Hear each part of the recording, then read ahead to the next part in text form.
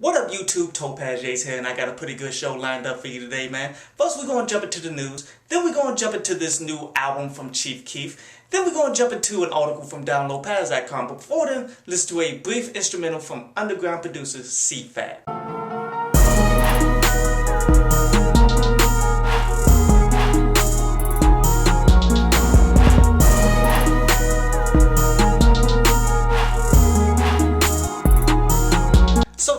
Came out in an interview pretty much saying that Iggy Azalea slowed him down, which is why he ceased his interest in what her career was going to be and such. And since then, he's cleaned it up and shit. What he really means by this is that they threw so much on her that she really couldn't handle it, so therefore it was fucking him up in the game. And quite honestly, I feel him 100% on her because, you know, Iggy Azalea was like the next white hope. She's like the crossover pop rapper and shit that they just wanted to bring in and be like an over top seller and shit, and she didn't pan out that way. And every time I saw T.I. talk to Iggy Azalea, it's always on some shit like, why are you responding to all of these people that's continuously hating you on the motherfucking net? Like, just ignore that shit, get your fucking money. Like, he constantly had to tell her this shit, and she quite honestly didn't figure that shit out, so I feel him. But anyway, on to today's album review, man. It's that Chief Keef Bang 3 Part 2. Just because one just wasn't good enough, I guess. And quite honestly, man, Chief Keef is rather inspiring and shit, man. This is the special needs kid from the back of the class and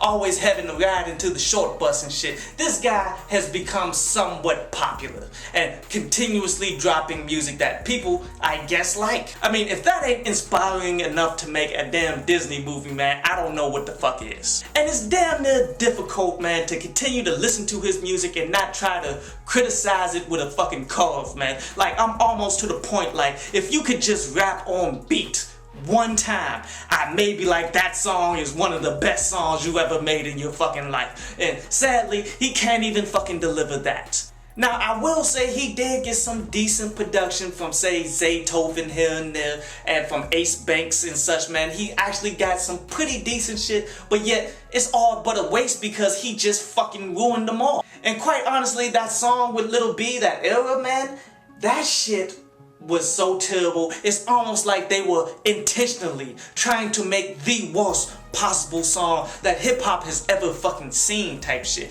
Like, you thought Vanilla Ice was bad. God damn it, we got something for your ass. The only song that was kind of interesting out of this shit, man, would be that racist song where he's going in on what happened in Indiana and all of that bullshit, man. But he's not even anywhere near lyrical enough to get that point across. Overall, one of the worst projects to happen this year, man, to go along with the original Bang. I give it a 1 out of 10.